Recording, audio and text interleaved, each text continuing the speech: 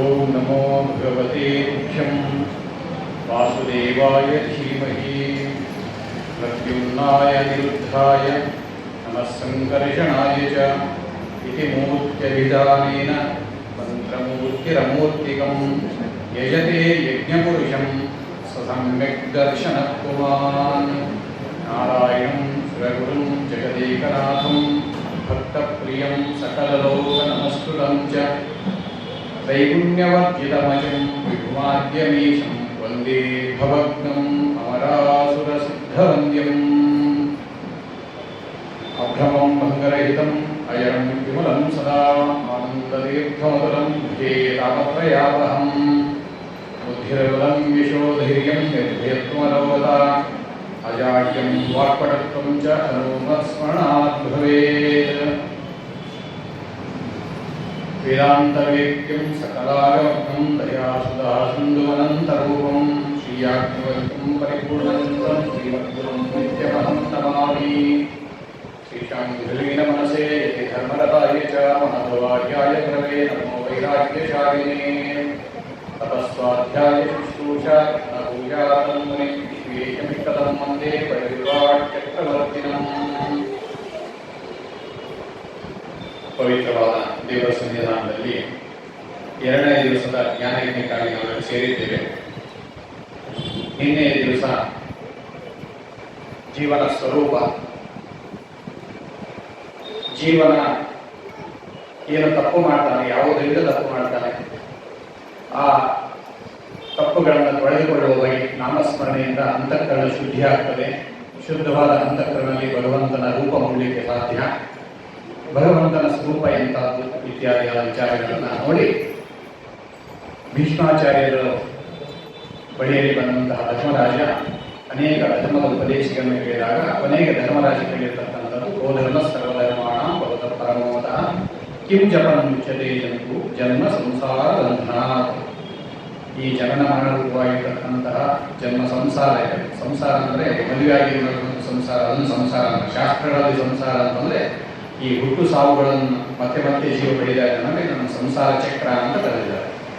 ಈ ಸಂಸಾರ ಚಕ್ರದಿಂದ ಪಾರಾಗಲಿಕ್ಕೆ ಯಾವ ಮಂತ್ರವನ್ನು ವಿಶೇಷವಾಗಿ ಜಪ ಮಾಡಿದರೆ ಈ ಬಂಧನ ಎಂಬತಕ್ಕಂಥದ್ದು ಕಳಚುತ್ತದೆ, ಆ ಪುರುಷೋತ್ತಮನ ಅನುಗ್ರಹ ಆಗ್ತದೆ ಅಂತ ಕೇಳಿದಾಗ ಭೀಷ್ಮಾಚಾರ್ಯರು ಹೇಳಿರ್ತಕ್ಕಂತಹ ಮಾತು ಸ್ತುವನ್ನಾಮ ಸಹಸ್ರೇಣ ಪುರುಷ ಸತತೋತ್ಥಿತ.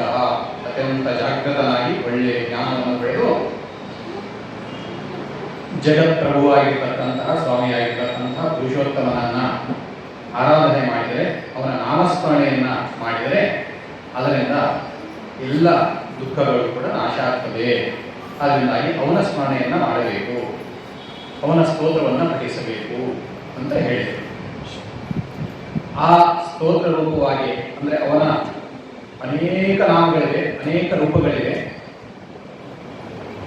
ಅದರಲ್ಲಿ 1000 ನಾಮಗಳನ್ನು ಜೋಡಿಸಿ ಒಂದು ಸ್ತೋತ್ರವನ್ನು ಮಾಡಿ ಆ ಒಂದೊಂದು ನಾಮಗಳಿಗೂ ಕೂಡ 100 ಅರ್ಥಗಳನ್ನು ಇವೆ ಎಂಬುದಾಗಿ ಶ್ರೀಮದಾಚಾರ್ಯರು ನಿರೂಪಿಸಿ ತೋರಿಸಿದ್ದಾರೆ. ಅದನ್ನು ಒಂದು ಸಭೆಯಲ್ಲಿ ಆಚಾರ್ಯರು ತಿಳಿಸಿಕೊಟ್ಟಿದ್ದಾರೆ. ಹಾಗೆ 100 ಅರ್ಥವುಳ್ಳಂತಹ 1000 ನಾಮ ಅಂದರೆ ಆ ಲಕ್ಷಾಧಿಕವಾಗಿರತಕ್ಕಂತಹ ಆ ಭಗವಂತನ ಗುಣಚಿಂತನೆಯನ್ನು ಮಾಡಿದ್ದಾರೆ. ಅಲ್ಲಿ ಸಹಸ್ರನಾಮ ಅಂತಂದ್ರೆ ನಮಗಿದ್ದಂತೆ ನಮಗೆ ನಾರಾಯಣ ಕೃಷ್ಣ ಗೋವಿಂದ ಅಂತ ಇದ್ದಂಗೆ ಸುಮ್ಮನೆ ವ್ಯವಹಾರಕ್ಕೋಸ್ಕರ ನಾಮಗಳಲ್ಲ ಭಗವಂತನ ನಾಮಗಳು. ಭಗವಂತನ ನಾಮ ಅಂತಂದ್ರೆ ಅನ್ವರ್ಥ ನಾಮಗಳು.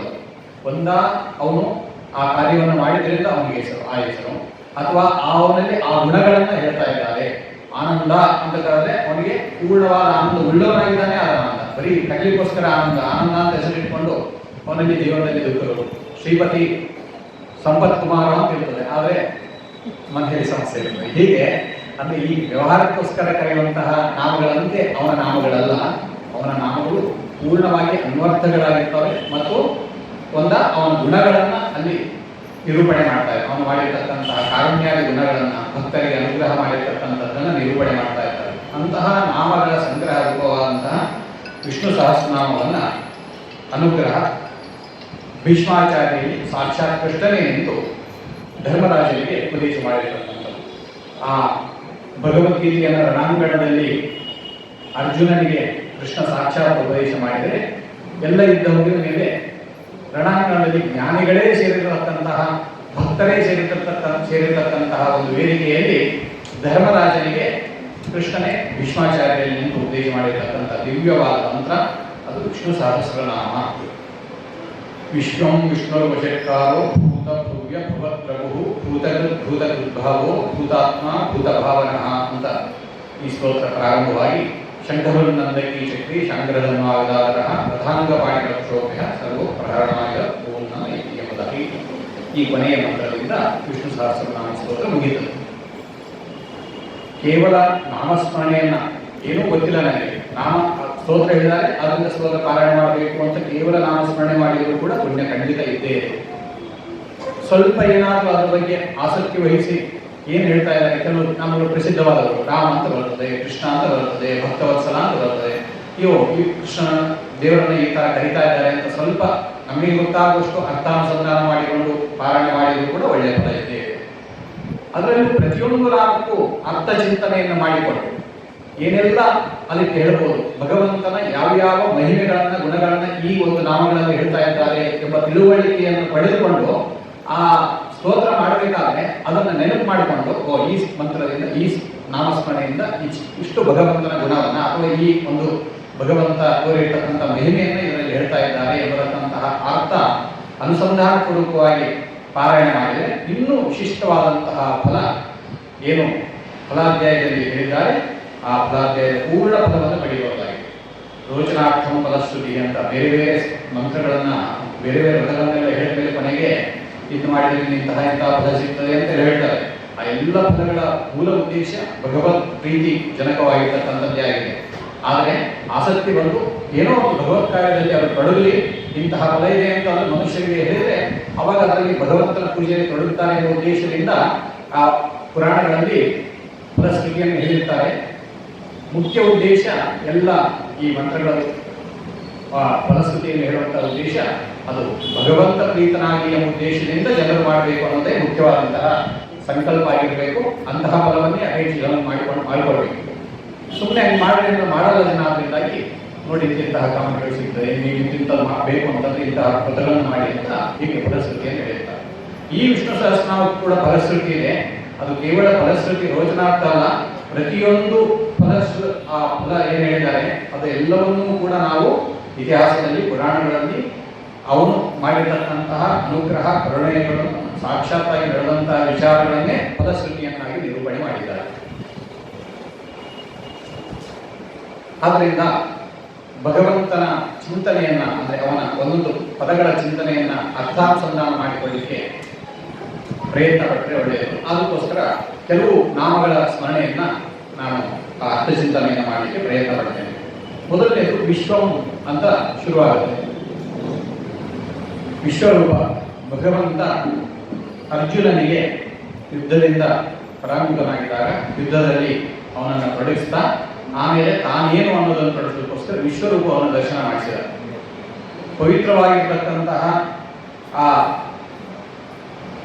ವ್ಯಾಪ್ತವಾದಂತಹ ರೂಪವನ್ನ ಅರ್ಜುನನಿಗೆ ತೋರಿಸಿದ. ಅದನ್ನ ವಿಶ್ವರೂಪ ಅಂತ ಕರೆದಿದ್ದಾರೆ. ವ್ಯಾಪ್ತ, ಸರ್ವತ್ರ ವ್ಯಾಪ್ತನಾಗಿದ್ದಾನೆ. ನಿನ್ನೆ ಹೇಳಿದಂತೆ ಪಾತಾಳದಿಂದ ಶ್ರೀವಾದ ಮೂಲ ಅಂತ 14 ಲೋಕಗಳನ್ನು ವ್ಯಾಪಿಸಿಕೊಂಡಿರತಕ್ಕಂತಹ ರೂಪವನ್ನ ವಿಶ್ವರೂಪ ಅಂತ ಕರೆದಿದ್ದಾರೆ. ಅದರಿಂದಾಗಿ ವ್ಯಾಪ್ತತ್ವ ಎಲ್ಲ ಕಡೆ ವ್ಯಾಪ್ತನಾಗಿದ್ದಾನೆ. ಅದರಿಂದ ವಿಶ್ವ ಎಂಬುದಾಗಿ ಕರೆದಿದ್ದಾರೆ. ಜ್ಞಾನ ಆನಂದಗಳು ಅವನಲ್ಲಿ ಪೂರ್ಣವಾಗಿವೆ. ಆದ್ದರಿಂದಾಗಿ ಅವನು ವಿಶ್ವ ಅಂತ. ಈ ಜಗತ್ತಿಗೆ ಸ್ವಾಮಿಯಾಗಿದ್ದಾನೆ. ಆದ್ದರಿಂದಾಗಿ ಅವನನ್ನ ವಿಶ್ವ ಅಂತ ಕರೀತಾರೆ. ಹೀಗೆ ಜಗತ್ ಸ್ವಾಮಿತ್ವೇನ ಅಥವಾ ಎಲ್ಲ ಕಡೆ ವ್ಯಾಪಿಸಿಕೊಂಡಿದ್ದಾನೆ. ಆದ್ದರಿಂದಾಗಿ ಅವನು ವಿಶ್ವ ಅಥವಾ ಪೂರ್ಣ ಜ್ಞಾನ ಆನಂದಗಳು ಅವನಲ್ಲಿಯೇ ಪೂರ್ಣವಾಗಿ, ಎಲ್ಲರಲ್ಲೂ ಅಷ್ಟು ಇಲ್ಲ. ಒಂದು ಚೂರು ಅವಾಗೇ ಸ್ವಲ್ಪ ಜ್ಞಾನ ಸ್ವಲ್ಪ ಆನಂದಗಳಿದೆ. ಭಗವಂತನದಾಗಲ್ಲ, ಪೂರ್ಣ ಎಷ್ಟು ಕಲ್ಪನೆಗೂ ನಮಗೆಲ್ಲ ಸಿಗದೇ ಇರತಕ್ಕಂತಹ ಆನಂದ, ಕಲ್ಪನೆಗೆ ಸಿಗದೇ ಇರತಕ್ಕಂತಹ ಜ್ಞಾನ ಸರ್ವಜ್ಞ. ಅದರಿಂದಾಗಿ ಅಂತಹ ಜ್ಞಾನ ಆನಂದಗಳು ಪೂರ್ಣವಾಗಿ ಉಳ್ಳವನು ವಿಶ್ವ ಎಂಬುದಾಗಿ ಕರೀತಾ ಇದ್ದಾರೆ. ವಿಶ್ವಂ ಆದಮೇಲೆ ವಿಷ್ಣು ಅಂತ ಎರಡನೇ ನಾಮ. ವಿಷ್ಣು ಅಂತಂದ್ರೆ ವಿಷತಿಗೆ ವಿಷ್ಣು. ಈ ಜಗತ್ತನ್ನು ಸೃಷ್ಟಿ ಮಾಡಿದ ಮೇಲೆ ಒಂದು ವಸ್ತುವನ್ನು ಸೃಷ್ಟಿ ಮಾಡಿ ಅದು ಸುಮ್ಮನೆ ಇದ್ರೆ ಸೃಷ್ಟಿಯಾಗಿದೆ ಅಂತ ಇದ್ದು ಮಾತ್ರಕ್ಕೆ ಅದು ದೇವರಿಗೆ ಬರಲ್ಲ. ಅದರಿಂದ ಒಂದು ಕೆಲಸ ಆಗಬೇಕು. ಹೀಗೆ ಜಗತ್ತನ್ನು ಸೃಷ್ಟಿ ಮಾಡಿದ ಮೇಲೆ ಜಗತ್ತಿಗೆ ಪ್ರೇರಕನಾಗಿ ಅದರೊಳಗೆ ಪ್ರವೇಶ ಮಾಡಿ ಇದಕ್ಕೆ ಶಕ್ತಿಯನ್ನು ತುಂಬಿರತಕ್ಕಂಥವು. ಆದ್ದರಿಂದಾಗಿ ಈ ಜಗತ್ತನ್ನ ಪ್ರವೇಶ ಮಾಡಿ ಇದನ್ನ ರಕ್ಷಿಸ್ತಾ ಇದ್ದಾನೆ.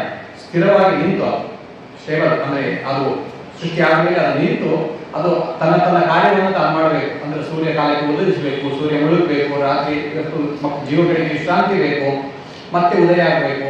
ಹೀಗೆ ಎಲ್ಲ ಕ್ರಿಯೆಗಳನ್ನು ಜೀವರಾಶಿಗಳು ಮತ್ತು ಎಲ್ಲ ದೇವತೆಗಳು ಎಲ್ಲರೂ ಕೂಡ ತಮ್ಮ ತಮ್ಮ ಕಾರ್ಯವನ್ನು ಮಾಡುವಂತೆ ಪ್ರೇರಕನಾಗಿ, ರಕ್ಷಕನಾಗಿ, ಪ್ರೇರಕನಾಗಿರ್ತಕ್ಕಂತಹ ಭಗವಂತ.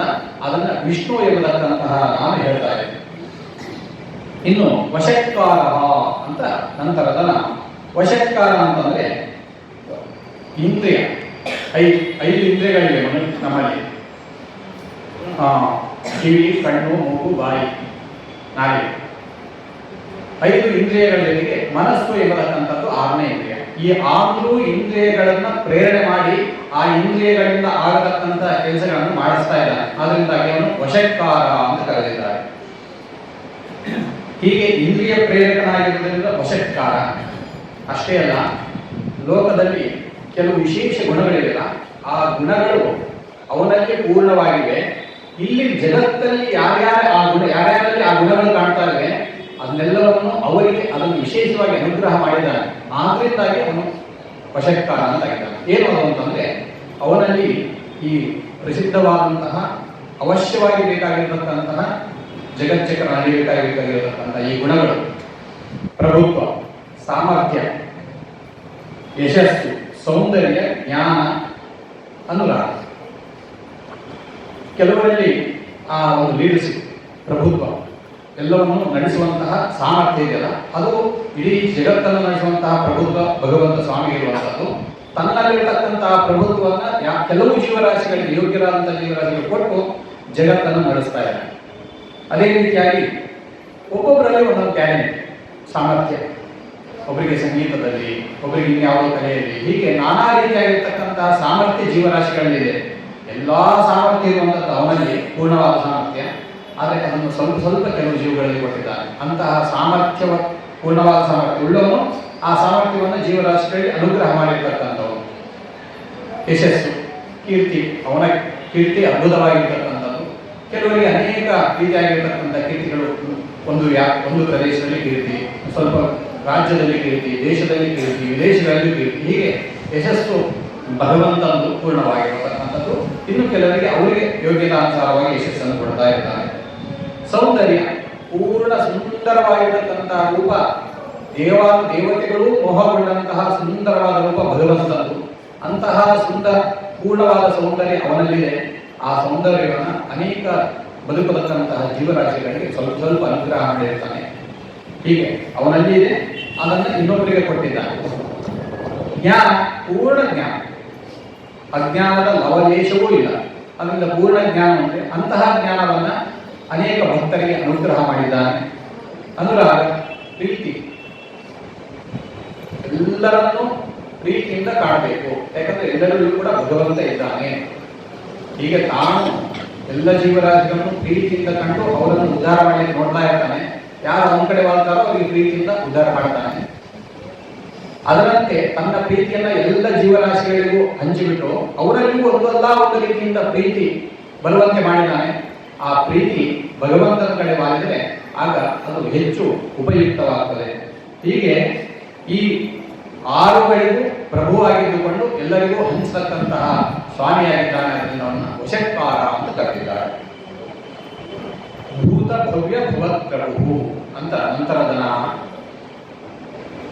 ಭವಿಷ್ಯ, ಭೂತಕಾಲ, ನಿನ್ನೆಯ, ವರ್ತಮಾನ ಕಾಲ, ಇವತ್ತಿನ, ನಾಳೆ, ಈ 3 ಕಾಲದಲ್ಲಿ, ಭೂತ, ವರ್ತಮಾನ, ಭವಿಷ್ಯತ್ ಕಾಲದಲ್ಲಿಯೂ ಕೂಡ ಏಕರೂಪವಾಗಿರತಕ್ಕಂತಹ ಸ್ವಾಮಿ ಅಂದರೆ ಭಗವಂತ ನಾರಾಯಣ ಮಾತ್ರ. ಉಳಿದ ಎಲ್ಲ ಯಾವ ವಸ್ತುಗಳಿಗೂ ಕೂಡ 3 ಕಾಲದಲ್ಲಿ ಸ್ಥಿತಿ ಇಲ್ಲ. ಅದು ಅವನ ಅನುಗ್ರಹದಿಂದ ಕೆಲವು ವಸ್ತುಗಳಿಗಿದೆ. ಗಾಳಿಗಿದೆ, ಮುಖ್ಯ ಪ್ರಾಣದೇವರಿಗಿದೆ, ಲಕ್ಷ್ಮೀದೇವಿ, ಅವ್ಯಾಕೃತ ವಿಮಾನ ಲಕ್ಷ್ಮೀದೇವಿ ತನ್ನ ಜೊತೆಗೆ ಇಟ್ಕೊಂಡಿರ್ತಾನೆ.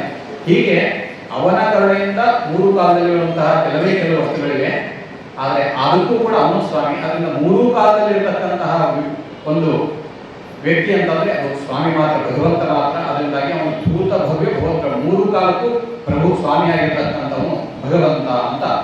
ಹೀಗೆ ಭೂತಾತ್ಮ ಭೂತಭಾವನ ಭೂತಭಾವವು ಭೂತಾತ್ಮ ಭೂತಭಾವನ ಅಂತ ಎಲ್ಲ ಜೀವರಾಶಿಗಳಿಗೆ ರಾಶಿಗಳನ್ನು ಧಾರಕನಾಗಿ ಅವರಿಗೆ ಒಡೆಯನಾಗಿ ಅವರನ್ನು ಪ್ರೇರಣೆ ಮಾಡಿಕೊಂಡಿದ್ದಾನೆ ಎಂಬತಕ್ಕಂತಹ ಶ್ಲೋಕವನ್ನು ಮೊದಲನೇ ಶ್ಲೋಕದ ಅರ್ಥ ಚಿಂತನೆಯನ್ನು ಮಾಡಿ ನಂತರದಲ್ಲಿ ನಾನು ಏನು ವಿಶೇಷ ಕಾರಣ ಇಲ್ಲ, ಒಂದು ಅಧ್ಯಯನದಲ್ಲಿ ಚೆನ್ನಾಗಿದೆ ಅನಿಸ್ತಾ ಅದರಿಂದಾಗಿ 20ನೇ ಶ್ಲೋಕಕ್ಕೆ ಹೋಗ್ತಾ ಇದೆ. 20ನೇ ಶ್ಲೋಕದಲ್ಲಿ ಮಹೇಶ್ವಾಸೋ ಮಹೀಭರ್ತ ಶ್ರೀನಿವಾಸ ಸದಾಂಗತಿ ಅನಿರುದ್ಧ ಸುರಾನಂದೋ ಗೋವಿಂದೋ ಗೋವಿದಾಂಬತಿ ಎಂಬುದಾಗಿ 20ನೇ ಶ್ಲೋಕದಲ್ಲಿ ಭಗವಂತನ ನಾಮವನ್ನು ತಿಳಿಸಿಕೊಟ್ಟಿದ್ದಾರೆ.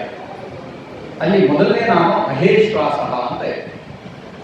ಮಹಾನ್ ವಿಶ್ವಾಸ ಯಶಃ ಮಹೇಶ್ವಾಸ, ಮಹತ್ತರವಾದ ಆ ಬಾಣದ ಎಸೆತವುಳ್ಳವನು.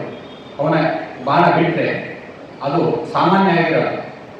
ಈ ಮಹೇಶ್ವಾಸ ಎಂಬತಕ್ಕಂತಹ ನಾಮ ಯಾರನ್ನು ಹೇಳ್ತಾ ಇದೆ ಅಂತ ಚಿಂತನೆ ಮಾಡಿದರೆ ಶ್ರೀರಾಮಚಂದ್ರನನ್ನು ಹೇಳ್ತಾ ಇದೆ.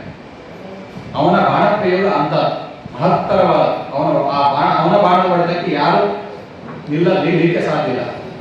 ಉದಾಹರಣೆಗೆ ವಿಶ್ವಾಮಿತ್ರರ ಯಜ್ಞದ ರಕ್ಷಣೆಗೆ ಕಾಡಿಗೆ ಹೋಗಿರ್ತಕ್ಕಂಥ ರಾಮ ಅಲ್ಲಿ ರಕ್ಷಣೆ ಮಾಡ್ತಾ ಇರ್ತಾನೆ.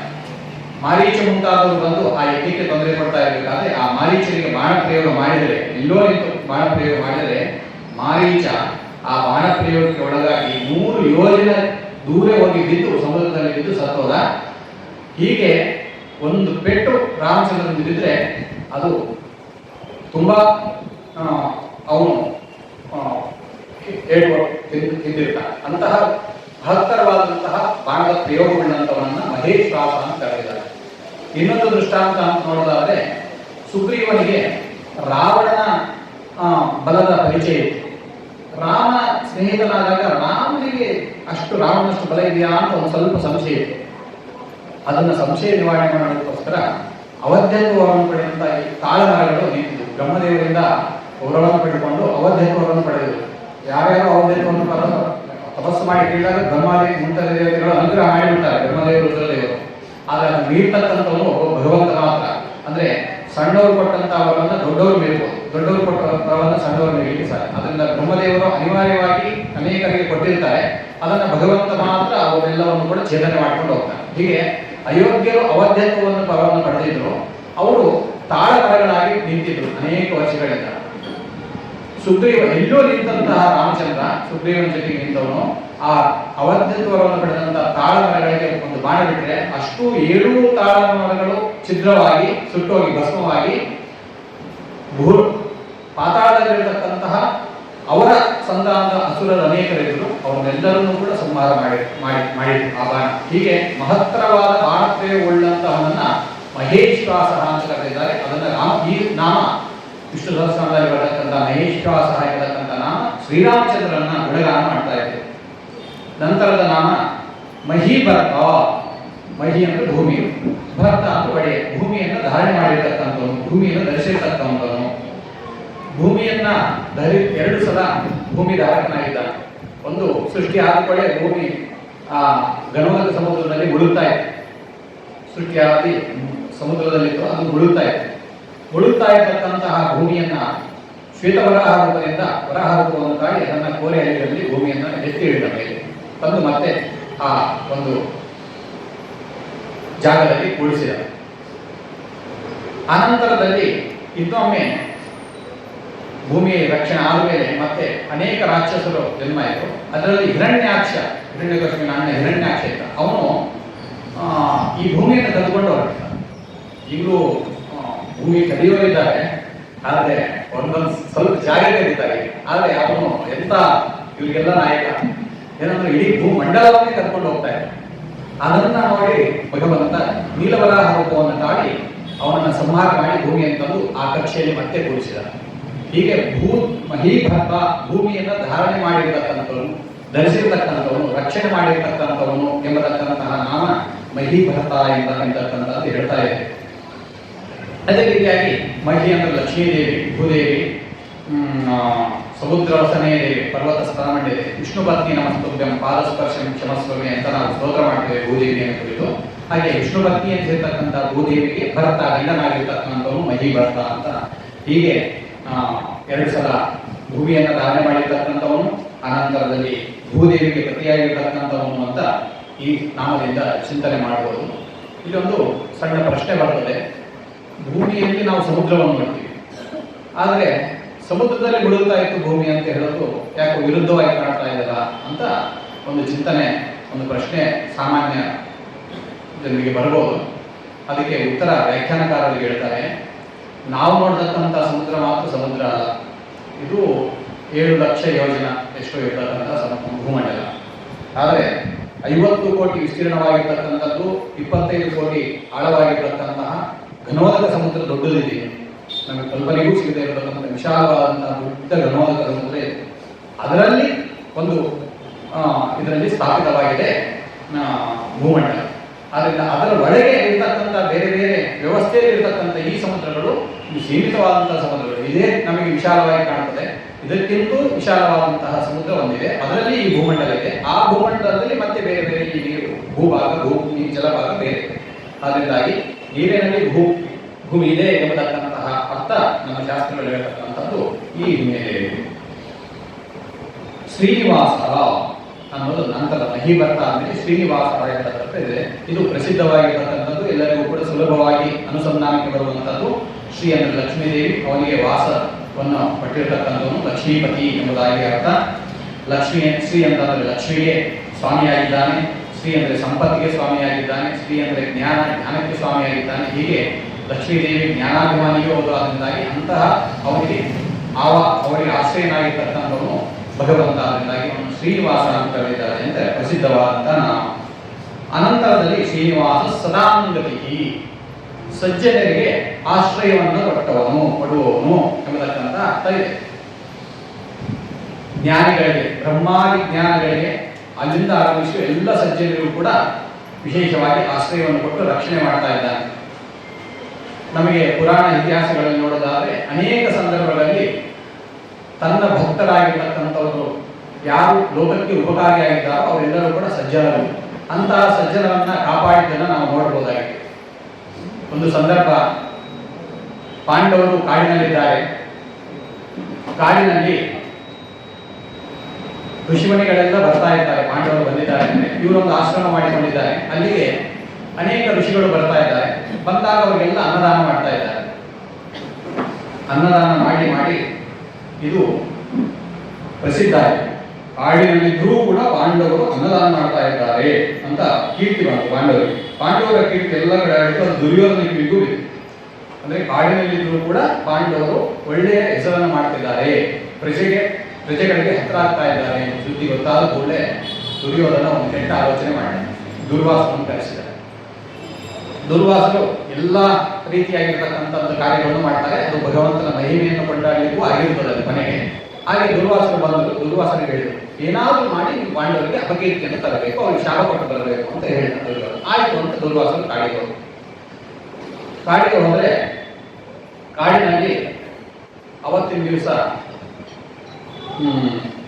ಮಾಮೂಲು 12 ಗಂಟೆಯಿಂದ 2 ಗಂಟೆ ತನಕ ಊಟದ ಸಮಯ.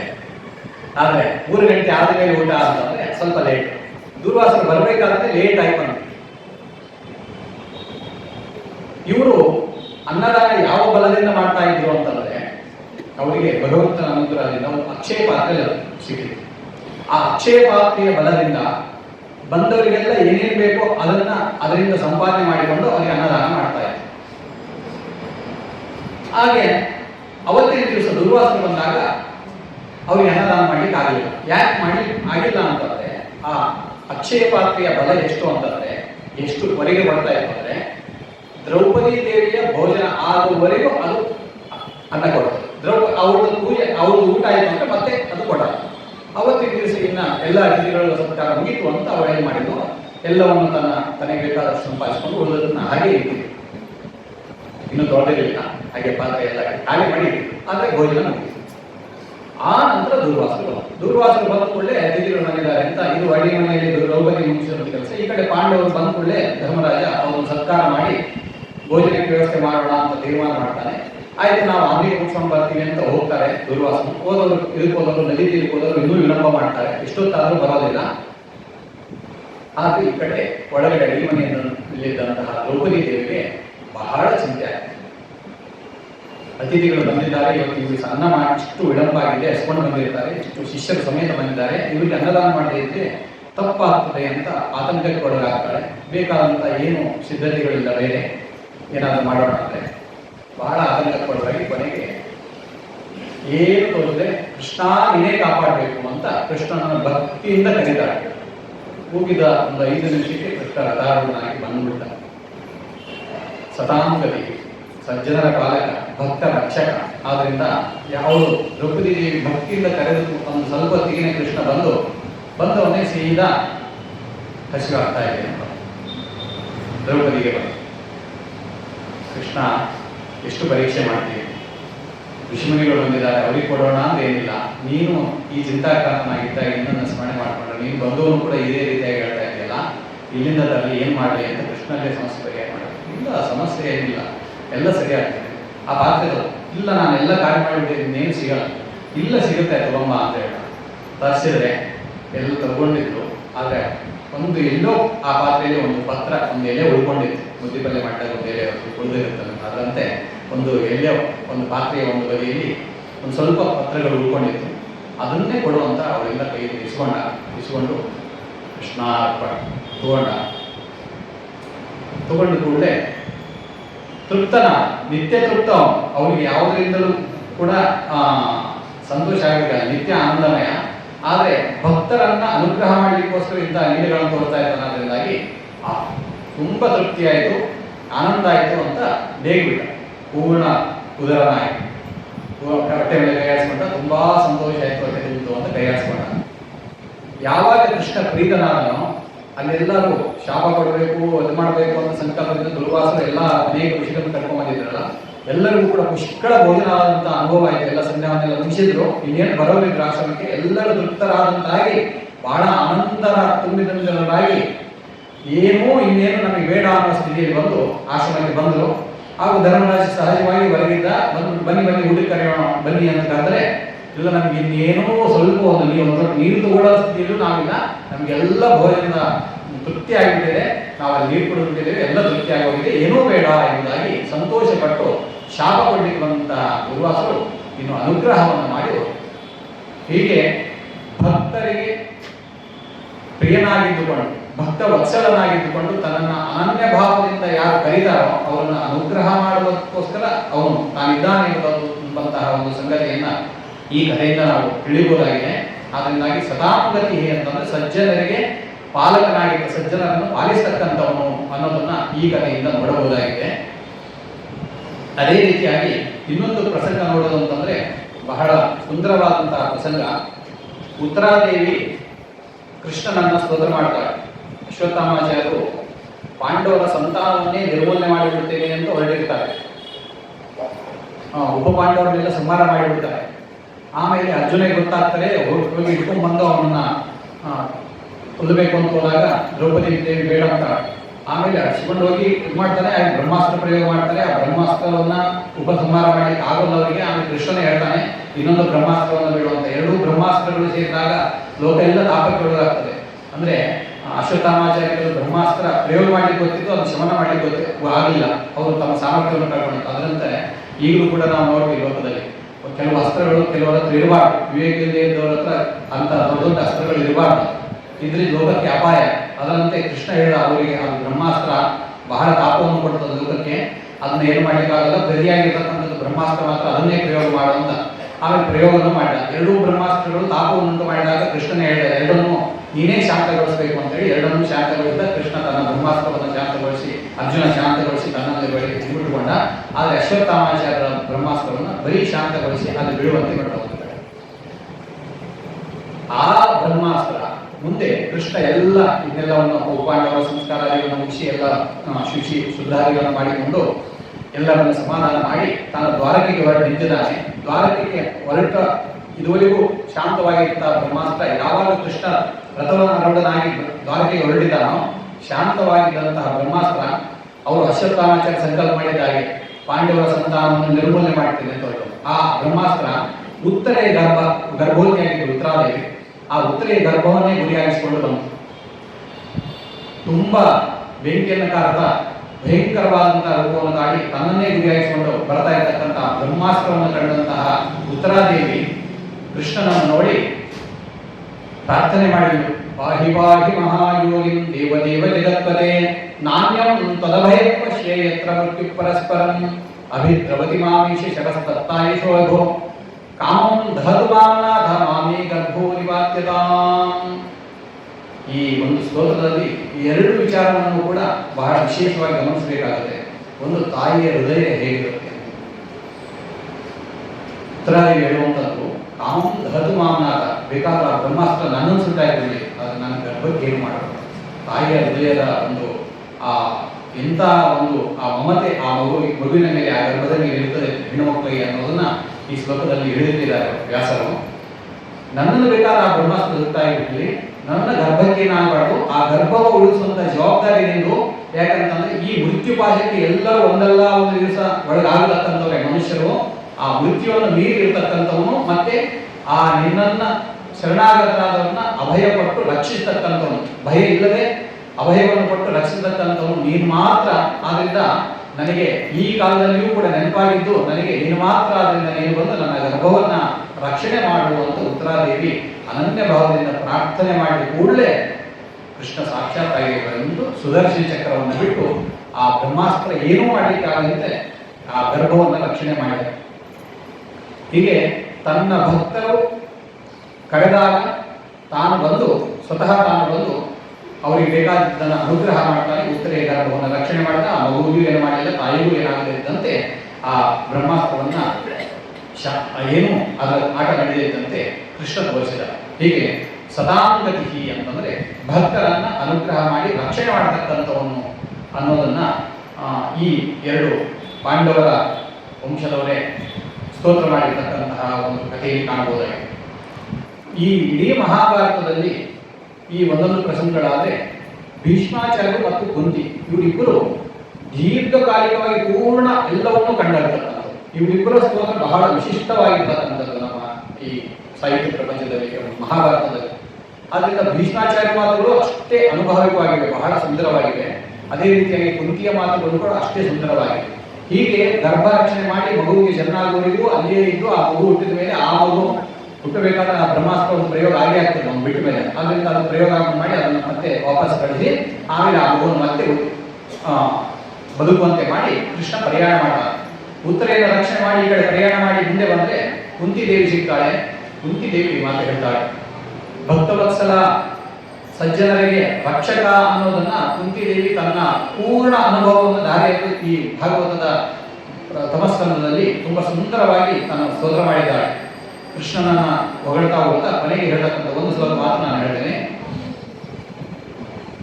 ನಮಗೆ ಏನೆಲ್ಲ ಆಪತ್ತುಗಳು ಬಂದು ಜೀವನದಲ್ಲಿ ಅದೆಲ್ಲವನ್ನೂ ಕೂಡ ಆ ಕಾಲಕ್ಕೆ ಬಂದು ನೀನು ರಕ್ಷಣೆ ಮಾಡಿ. ವಿಷಾನ್ ಮಹಾಗ್ನೇಃ ಪುರುಷಾದ ದಂಶನಾತ್ ಅಸತ್ಸಭಾಯಾಃ ವರವಾಸದೃಚ್ಛ್ರತಃ ಮೃದೇ ಮೃದೇ ಅನೇಕ ಮಹಾರಥಾಸ್ತ್ರತೋ ದ್ರೌಣ್ಯಸ್ತ್ರಶ್ಚ ಹರೇ ವಿರಕ್ಷಿತಾಃ ವಿಪದಃ ಸಂತು ನಶ್ಯಶ್ಚ ತತ್ರ ತತ್ರ ಜಗದ್ಗುರು ಭವತೋ ದರ್ಶನಂ ಯಚ್ಯಾತ್ ಪುನರ್ಭವ ದರ್ಶನಂ ನಾಧೈಕ್ಯ ವಿದಾತ್ಮ ವೈ ತ್ವಾಮಕಿಂಚನ ಗೋಚರಂ ನಮೋ ಅಕಿಂಚನ ವಿತ್ತಾಯ ನಿವೃತ್ತ ಗುಣವೃತ್ತಯೇ ಆತ್ಮ ರಮಾಯ ಶಾಂತಾಗಿ ಕೈವಲ್ಯ ಪತಯೇ ನಮಃ ಅಂತ ಕುಂತಿದೇವಿ ಕೃಷ್ಣನನ್ನ ನೀನು ನಮ್ಮ ವಂಶದ ಮೇಲೆ ಏನೆಲ್ಲ ಅನುಗ್ರಹ ಮಾಡಿ ಅಂತ ಪೂರ್ತಿ ಆ ಶ್ಲೋಕದಲ್ಲಿ ವರ್ಣನೆ ಮಾಡಿದ್ದಾರೆ. ಒಂದು ಶ್ಲೋಕ ಹೇಳುವುದಂತಾದ್ರೆ, ನನ್ನ ಮಕ್ಕಳಿಗೆ ಬಾಲ್ಯದಲ್ಲಿ ವಿಷ ಉಣಿಸಿ ಸಾಯಿಸಬೇಕು ಅಂತ ನೋಡಿದರು, ಅರಗಿನ ಮರದಲ್ಲಿ ಹಾಕಿ ಸುಟ್ಟು ಬಿಡಬೇಕು ಅಂತ ನೋಡಿದರು, ಕಾಡಿನಲ್ಲಿದ್ದಾಗ ಕೆಟ್ಟ ಕೆಟ್ಟ ರಾಕ್ಷಸರನ್ನು ಕಳಿಸಿ ಅವರ ಮುಖಾಂತರ ನಮ್ಮನ್ನು ಸಂಹಾರ ಮಾಡಲಿಕ್ಕೆ ನೋಡಿದರು, ನನ್ನ ಸೊಸೆಯನ್ನ ದೊಡ್ಡ ಸಭೆಯಲ್ಲಿ ಅವಮಾನ ಮಾಡಿ ನೋಡಿದರು. ಅವಾಗ ನೀನು ಬಂದು ಅವರಿಗೆ ಶರಗನ್ನು ಕೊಟ್ಟು ಸೀರೆಯನ್ನು ಕೊಟ್ಟು ಮಾನ ರಕ್ಷಣೆ ಮಾಡಿದೆ.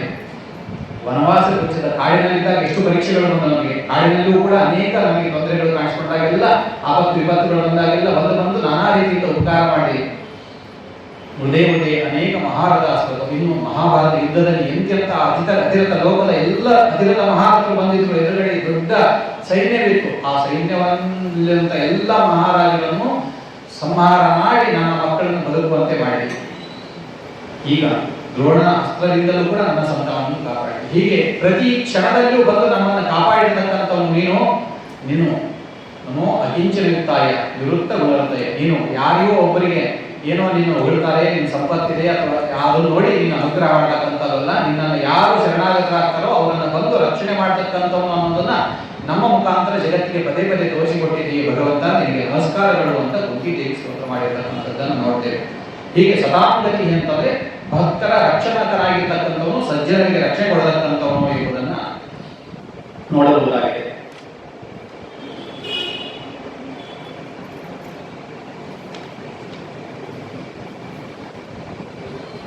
ಶ್ರೀನಿವಾಸ ಸದಾಂಗತಿ ಅನಿರುದ್ಧ ಅನಂತರ ಬಂದಿರತಕ್ಕಂತಹ ಸ್ತೋತ್ರ ಅನಿರುದ್ಧ ಎಂಬತಕ್ಕಂಥ.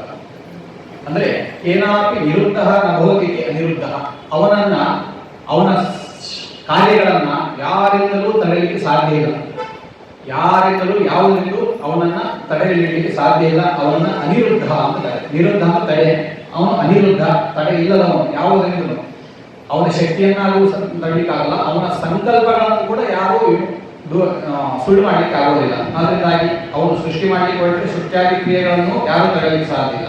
ಅವನೊಂದು ಸಂಕಲ್ಪ ಮಾಡಿದಂದ್ರೆ ಯಾರನ್ನು ರಕ್ಷಣೆ ಮಾಡಬೇಕು ಅಂತ ಸಂಕಲ್ಪ ಮಾಡಿದ್ರೆ ಅದನ್ನು ಯಾರೂ ತಡೆಯಲಿಕ್ಕೆ ಸಾಧ್ಯ ಇಲ್ಲ. ಹೀಗೆ ಯಾವುದರಿಂದಲೂ ಕೂಡ ತಡೆಯಲಿಕ್ಕೆ ಅಸಾಧ್ಯನಾಗಿರ್ತಕ್ಕಂಥವನು ಅನಿರುದ್ಧ ಅಂತ ಕೃಷ್ಣ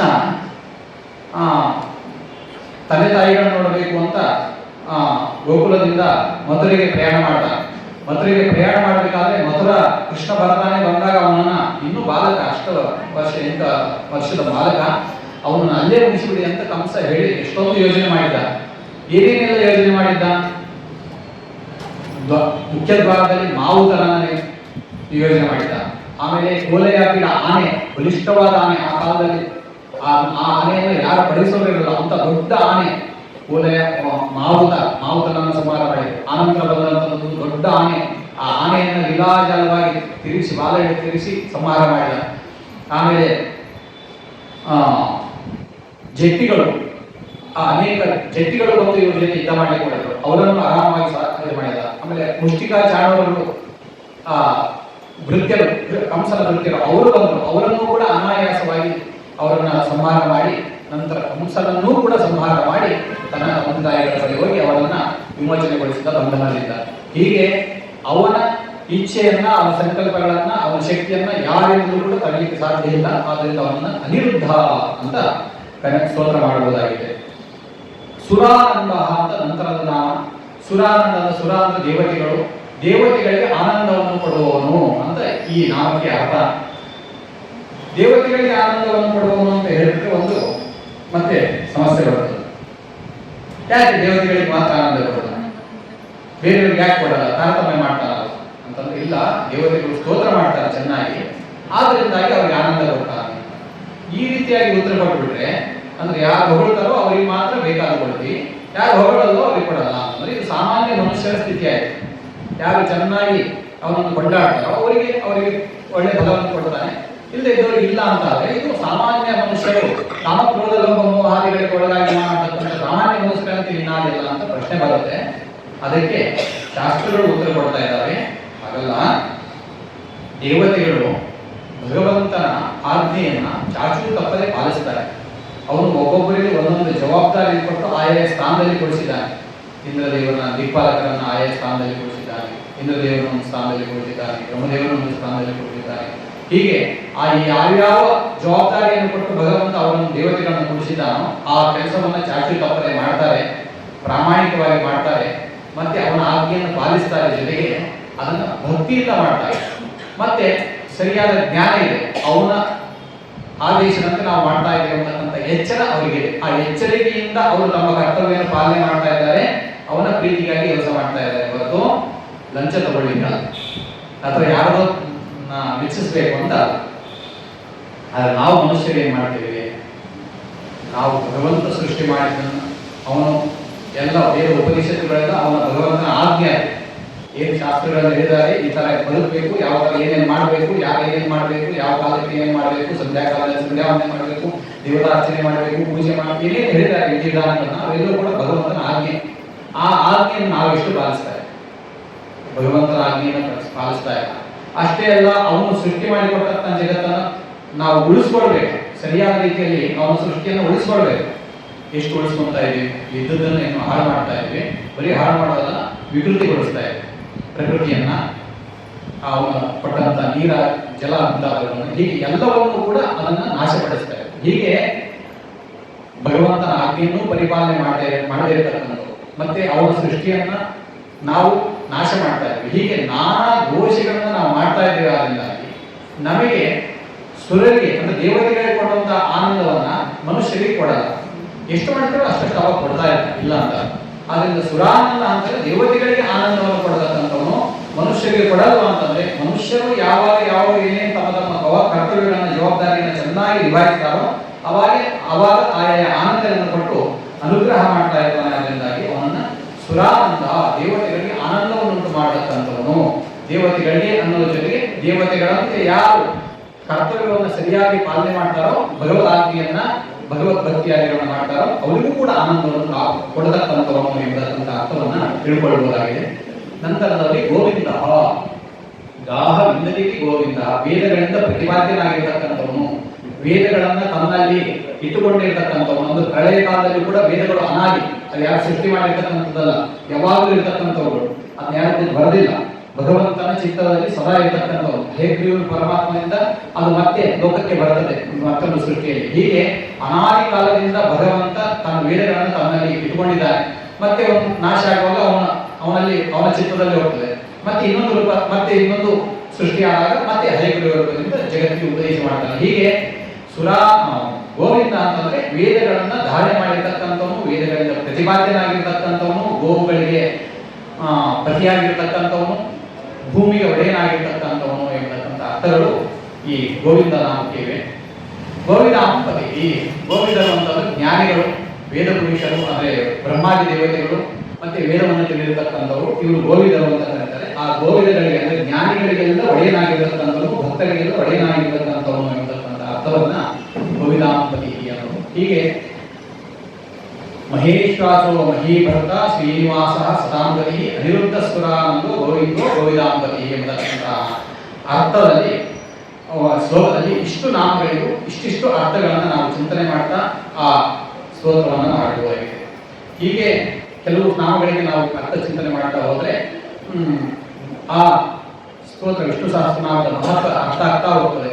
ಇನ್ನೊಂದು ನಾಮದ ಚಿಂತನೆಯನ್ನು ಮಾಡಿ ಮುಂದೆ ನಾನು ಪದಾಧ್ಯಾಯಕ್ಕೆ ಬರ್ತೇನೆ.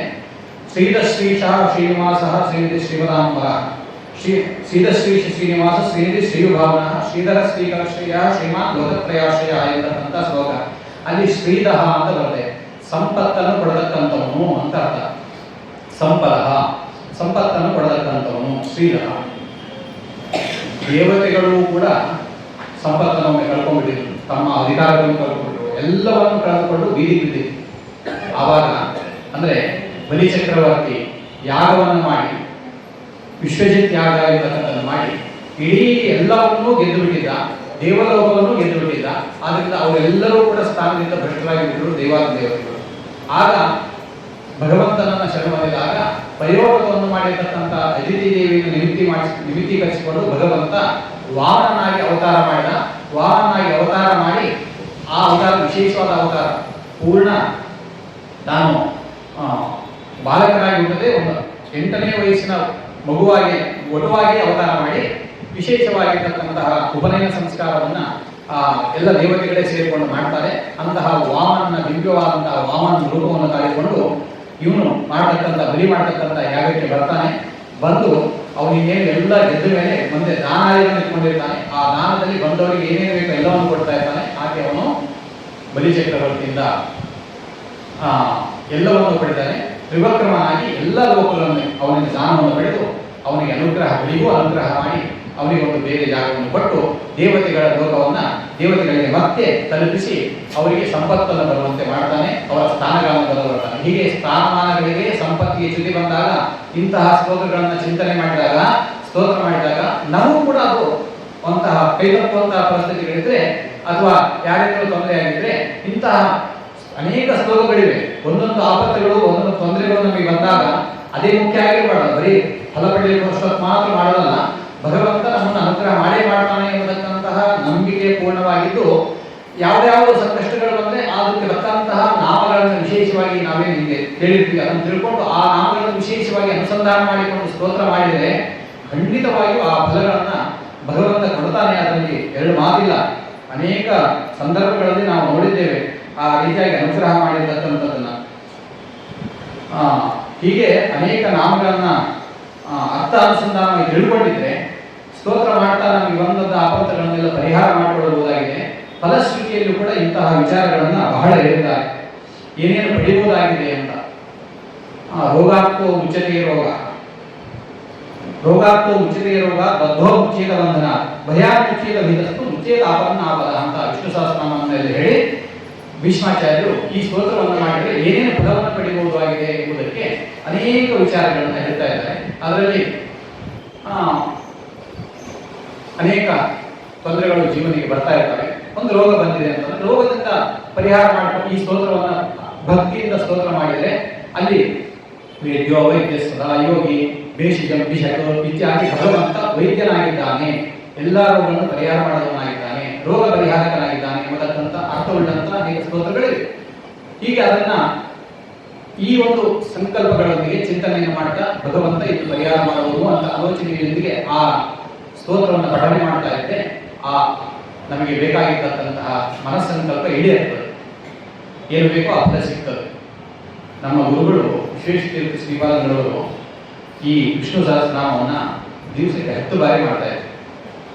ದಿವಸಕ್ಕೆ 10 ಬಾರಿ ಅನನ್ಯ ಭಾವದಿಂದ ಮಾಡ್ತಾ ಇದ್ರು. ಅವರು ಯಾರಾದರೂ ಒಂದು ಮಾತಾಡಿಸ್ತಾ ಇದ್ರು, ಎಲ್ಲಿ ನಿಲ್ಲಿಸಿದಾರೋ ಅಲ್ಲಿಂದ ಮತ್ತೆ ಅವ್ರಿಗೆ ಅಷ್ಟು ನೆನಪು, ಅದ್ರ ಬಗ್ಗೆ ಅಷ್ಟು ಆಸಕ್ತಿ, ಆ ಸ್ತೋತ್ರವನ್ನ ಯಾರು ಬಂದರೂ ಕೂಡ ಅಷ್ಟೇ ಪ್ರೀತಿಯಿಂದ ಮಾತಾಡಿಸ್ತಾ ಇದ್ರು. ಮಾತಾಡಿಸಿದಾಗ ಮಧ್ಯದಲ್ಲಿ ಯಾರಾದ್ರೂ ಬಂದ್ರೆ ಅವ್ರನ್ನ ಮಾತಾಡಿಸಿ ನಂತರ ಎಲ್ಲಿ ನಿಂತಿದ್ದು ಅಲ್ಲಿಂದನೇ ಅದನ್ನ ಮತ್ತೆ ಸ್ತೋತ್ರ ಹೇಳ್ತಾ ಇದ್ರು. ಅವರು ಇಷ್ಟು ಜಗತ್ತಲ್ಲಿ ಮಹತ್ತರವಾಗಿ ಬೆಳೆದಿದ್ರು, ಎಲ್ಲ ರೀತಿಯಾಗಿರತಕ್ಕಂತಹ ಜನರನ್ನು ತಲುಪಿದ್ರು.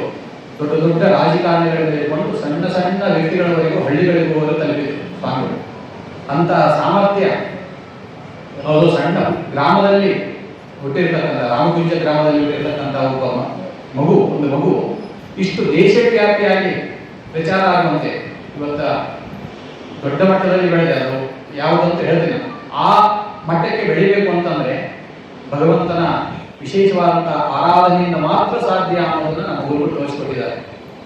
ಇವತ್ತಿನ ದಿವಸ ರಾಮ ಮಂದಿರ ಆಂದೋಲನ ಇತ್ತು. ರಾಮ ಮಂದಿರ ಆಂದೋಲನ ಒಂದು ಸಂಘಟನೆಯವರು ಮಾಡ್ತಾ ಇದ್ರು. ವಿಶ್ವ ಹಿಂದೂ ಪರಿಷತ್ ಮುಂತಾದ ಸಂಘಟನೆಯವರು ರಾಮನ ಆ ಜನ್ಮಭೂಮಿಯಲ್ಲಿ ರಾಮ ಮಂದಿರ ಆಗಬೇಕು ಅಂತ ಸಂಘಟನೆ ಮಾಡ್ತಾ ಇದ್ರು. ಆದರೆ ಸ್ವಾಮಿಗಳು ಇದು ಇಷ್ಟು ಮಾಡಿದ್ರೆ ಸಾಕಾಗಲ್ಲ, ನಮ್ಮ ರಾಮ ಮಂದಿರ ನಿರ್ಮಾಣ ಆಗಲೇಬೇಕು ಅಂತ ಪಣದೊಡ್ಡವರು ಅದಕ್ಕೆ ಸಂಬಂಧಪಟ್ಟಂತೆ ಏನೇನು ಯೋಜನೆ ಮಾಡಬೇಕು ಅಂತ ಅವ್ರ ಮಾತು ಎಷ್ಟು ನಡೀತಾ ಇತ್ತು, ಯಾಕೆ ನಡೀತಾ ಇತ್ತು, ಯಾವುದರ ಬದಲಿಂದ ಅವರ ಮಹತ್ವವನ್ನು ಹೇಳೋದ್ರ ಜೊತೆಗೆ ಅದಕ್ಕೆ ಬಲ ವಿಷ್ಣು ಸಹಸ್ರನಾಮ ಅನ್ನೋದನ್ನು ಹೇಳಲಿಕ್ಕೆ ನನ್ನ ಉದ್ದೇಶ ಇದೆ.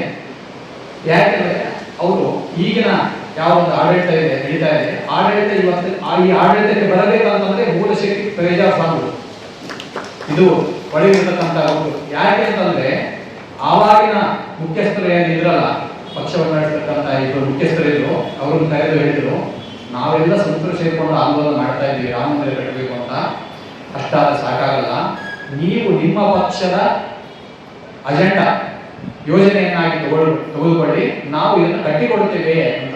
ಈ ಸಮಾಜಕ್ಕೆ ಇದನ್ನು ಕಟ್ಟಿಕೊಡುತ್ತೇವೆ ಅಂತ ನೀವೇನಾದ್ರೂ ನಿಮ್ಮ ಯೋಜನೆಯಲ್ಲಿ ಜೋಡಿಸ್ಕೊಂಡ್ರೆ ಖಂಡಿತ ಇವತ್ತಲ್ಲ ನಾಳೆ ನೀವು ಅಧಿಕಾರಕ್ಕೆ ಬರ್ತೀರಿ, ಅದು ಸಾಧ್ಯ ಆಗ್ತದೆ, ರಾಮನ ಅನುಗ್ರಹ ಆಗ್ತದೆ ನೋಡಿ ಅಂತ ಅವತ್ತಿನ ದಿವಸ ಉಡುಪಿಗೆ ಕರೆದು ಕಿವಿ ಮಾತನ್ನು ಹೇಳಿ ಕಳಿಸಿದ್ರು. ಅದರದಿಂದ ಅವರು ಅವತ್ತಿನ ತಮ್ಮ ಯೋಜನೆಯಿಂದ ರೂಪಿಸಿಕೊಂಡು ಅದರ ಆಂದೋಲನಗಳನ್ನ ವಿಚಾರ ಮಾಡ್ತಾ ಹೋಗಿ ಮುಂದೆ ಅವರು ಪರಮ ಪೂಜ್ಯ ಶ್ರೀಪಾದಂಗಳವರು ರಾಮ ಮಂದಿರ ನಿರ್ಮಾಣಕ್ಕೆ ಕೋರ್ಟಿನಿಂದ ಸುಪ್ರೀಂ ಕೋರ್ಟ್ ಆದೇಶವನ್ನು ಹೊರಡಿಸಿದೆ, ಜಾಗ ಕೊಟ್ಟಿದೆ ಅಂತ ಸುದ್ದಿ ಕೇಳಿದ ಮೇಲೆ ಪ್ರಾಣತ್ಯಾಗ ಮಾಡಿದರು. ಅವರ ಸಂಕಲ್ಪ ಅದಿತ್ತು ಆ ರಾಮ ಮಂದಿರ ನಿರ್ಮಾಣ. ಅದನ್ನ ಯಾವ ರೀತಿ ತೆಗೆದುಕೊಂಡು ಹೋಗಬೇಕು ಅನ್ನೋ ಪೂರ್ಣ ಕಲ್ಪನೆಯೊಂದಿಗೆ ಅದಕ್ಕೆ ಬೇಕಾದವರಿಗೆಲ್ಲ ಪ್ರೇರಣೆಯನ್ನು ಮಾಡಿ ಆ ಮಂದಿರ ಆಗುವಂತೆ ಅವರು ಸಂಕಲ್ಪ ಮಾಡಿದರು. ಅದಕ್ಕೆ ಬಲ ಎಲ್ಲಿಂದ ಬಂತು? ಅವರನ್ನೆಲ್ಲರನ್ನು ಮೆಚ್ಚಿಸುವಂಥದ್ದು, ಮನವೊಲಿಸುವಂಥದ್ದು, ಅವರಿಗೆ ಶಕ್ತಿ ತುಂಬುವಂಥದ್ದು, ಅವ್ರು ಇವ್ರ ಮಾತು ಕೇಳಬೇಕು ಅಂತೇನು ಆ ಕೇಳಬೇಕು ಅಂತಂದ್ರೆ ಅಂತ ಒಂದು ಶಕ್ತಿ ಅವರಲ್ಲಿತ್ತು. ಆ ಶಕ್ತಿ ಅವರಿಗೆ ಈ ವಿಷ್ಣು ಸಹಸ್ರನಾಮ ಕೊಟ್ಟಿದ್ದು. ವಿಷ್ಣು ಸಹಸ್ರನಾಮ ವಾಯುಸ್ತುತಿಯನ್ನ ಅನೇಕ ಬಾರಿ ಪುರಸ್ಕರಣೆ ಮಾಡ್ತಾ ಇದ್ರು. ವಿಷ್ಣು ಸಹಸ್ರನಾಮವನ್ನು 10 ಬಾರಿ ಪಾರಾಯಣ ಮಾಡ್ತಾ ಇದ್ರು. ಹೀಗೆ ವಿಷ್ಣು ಸಹಸ್ರನಾಮ ವಾಯುಸ್ತುತಿಗಳ ಬಲದಿಂದ ಅವರು ಅವರ ಮಾತು ಸತ್ಯ ಆಗ್ತಾ ಇತ್ತು, ನಡೀತಾ ಇತ್ತು, ಎಲ್ಲರೂ ಕೂಡ ಅದನ್ನ ಗೌರವಿಸ್ತಾ ಇದ್ರು ಅಂತ ಶಕ್ತಿಯನ್ನು ಅವರು ತುಂಬಿಕೊಂಡಿದ್ರು. ಇದಕ್ಕೆ ಪೂರ್ವಕವಾಗಿ ಹೇಳುವಂತಾದ್ರೆ ಸ್ವತಃ ನಾನು ನೋಡಿರ್ತಕ್ಕಂಥ ಒಂದು ಕಥೆ ಅಂತಂದ್ರೆ, ನಾನು ಪಾಠಶಾಲೆಯ ನಿರ್ವಾಹಕನಾಗಿದ್ದೆ, ಜವಾಬ್ದಾರಿಯಲ್ಲಿದ್ದೆ. ಒಬ್ಬ ವಿದ್ಯಾರ್ಥಿ ರಾತ್ರಿ 12 ಗಂಟೆಗೆ ಹೋಗ್ಬಿಟ್ಟ, ಒಂದು ಗಾಡಿ ತಗೊಂಡು ಹುಚ್ಚು ಹೋಗಿ ಯಾವುದೋ ಒಂದು ರಸ್ತೆಯಲ್ಲಿ ಅನಾಥವಾಗಿ ಬಿದ್ದುಬಿಟ್ಟ. ಯಾರೋ ಹೊಡ್ಕೊಂಡು ಹೋಗಿ ಬಿಟ್ಟೆಂತಾರಲ್ಲ, ಹೊಡೆದು ಅನಾಥವಾಗಿ ಮೂರ್ಛೆ ತಪ್ಪು ಬಿದ್ದಿದ್ದ. ಬಿದ್ದರೆ ಆಮೇಲೆ ಮರು ದಿವಸ ರೂಮ್ನವ್ರು ಯಾರು ಹೇಳಿಲ್ಲ ಬಂದು. ಆಮೇಲೆ 10 ಗಂಟೆ ಮೇಲೆ ಆ ಮಗು ಒಂದು ಹೇಳಿದ್ರು, ಒಂದು ಹುಡುಗ ನಮ್ಮ ರಾತ್ರಿ ಒಬ್ಬ ನಮ್ಮ ರೂಮ್ನ ಹೋಗಿದ್ದ, ಅಭಿಷೇಕ ಅನ್ನೋರ್ಗ ಬರಲಿಲ್ಲ, ಸರಿ ಇನ್ನು ಇಷ್ಟೊತ್ತಾದ್ರೂ ಬರಲಿಲ್ಲ ಅಂತ. ಸರಿ ಏನಾಯ್ತು ಅಂತ ಪ್ರಿನ್ಸಿಪಾಲ್ ಮುಖಾಂತರ ನಾವು ವಿಚಾರ ಮಾಡಿ ಆಮೇಲೆ ಮಿಸ್ ಕಂಪ್ಲೇಂಟ್ ಅಂತ ಪೊಲೀಸ್ ಸ್ಟೇಷನ್ಗೆ ಹೋದ್ರೆ, ಇಲ್ಲ ನಿನ್ನೆ ರಾತ್ರಿ ಒಂದು ಯಾವ ಒಬ್ಬ ವ್ಯಕ್ತಿ ಸಿಕ್ಕಿದ್ದಾನೆ, ಅವನ ನೋಡ್ಬನ್ನಿ ಅಂತ ಆಸ್ಪತ್ರೆಗೆ, ವಿಕ್ಟೋರಿಯಾ ಆಸ್ಪತ್ರೆಗೆ ಕರ್ಕೊಂಡು ಅಲ್ಲಿ ನೋಡಿದ್ರೆ ಅದೇ ನಮ್ಮ ಮಗು ಅನಾಥ ಶವಗಳ ಮಧ್ಯದಲ್ಲಿ ಬಿದ್ದಿದ್ದಾನೆ. ಎಚ್ಚರವೇ ಇಲ್ಲ, ಮೂರ್ಛೆ ತಪ್ಪಿದೆ, ತಲೆಗೆ ಪೆಟ್ಟಾಗಿದೆ, ಅನಾಥ ಸ್ಥಿತಿಯಲ್ಲಿ ಬಿದ್ದಿದ್ದಾನೆ. ಆ ನಂತರ ಮತ್ತೆ ನಮ್ಮ ಪರಮೇಶ್ವರ ಮುಖಾಂತರ ಸ್ವಾಮಿಗಳಿಗೆ ತಿಳಿಸಿ ಆ ಮಗುವನ್ನು ಅಲ್ಲಿಂದ ಕರೆದುಕೊಂಡು ಒಂದು ದೊಡ್ಡ ಆಸ್ಪತ್ರೆಗೆ, ಮಲ್ಯ ಆಸ್ಪತ್ರೆ ಅಂತ ಅಲ್ಲಿ ಕರ್ಕೊಂಡು ಬಂದರೆ ಅವರಿಗೆ ಪ್ರವೇಶ ದ್ವಾರದಲ್ಲಿ ಮತ್ತು ಬೇರೆ ಆಸ್ಪತ್ರೆಯಿಂದ ಈ ಆಸ್ಪತ್ರೆಗೆ ಸೇರಿಸ್ಕೊಳ್ಬೇಕಂದ್ರೆ ಸುಮ್ಮನೆ ಯಾವುದಾದ್ರು ಕೇಸ್ಗಳನ್ನು ತಗೊಳ್ಳಲ್ಲ, ಯಾಕಂದ್ರೆ ಅವ್ರು ಆಸ್ಪತ್ರೆಗೆ ಕೆಟ್ಟ ಹೆಸರು ಬರುತ್ತೆ. ಅದರಿಂದ ಸಕ್ಸಸ್ ಆಗೋದಿದ್ದು ತಗೊಂತಾರೆ. ಅದು ನೋಡಿದ್ರು ಇದು ಸುಮ್ಮನೆ ಉಸಿರಾಡ್ತಾ ಇದ್ರೆ ಏನು ಮಾಡಲಿಕ್ಕಾಗಲ್ಲ, ಇನ್ನು ವಾಪಸ್ ತಗೊಂಡೋಗಿ ನಾವು ಸೇರಿಸ್ಕೊಳ್ಳೋಣ ಅಂತ ತಕ್ಷಣ ಮತ್ತೆ ನಾವು ಮುಖ್ಯಸ್ಥರ ಮುಖಾಂತರ ಸ್ವಾಮಿಗಳನ್ನ ಹೇಳಿದ್ರೆ, ಸ್ವಾಮಿಗಳು ಅದಕ್ಕೆ ಸಂಬಂಧಪಟ್ಟವರಿಗೆಲ್ಲ ಫೋನ್ ಮಾಡಿ ಈಗ ಸೇರಿಸ್ಕೊಳ್ಳಿ, ನಾನು ಬಂದು ನೋಡ್ತೇನೆ ಅಂತ ಹೇಳಿ ಕಳಿಸಿದ್ರು. ಅದರಂತೆ ಅವರು ಸೇರಿಸ್ಕೊಂಡು ಅವರ ಟ್ರೀಟ್ಮೆಂಟ್ ಶುರು ಮಾಡಿದ್ರು. ಏನೂ ಪ್ರಯೋಜನ ಆಗಲಿಲ್ಲ.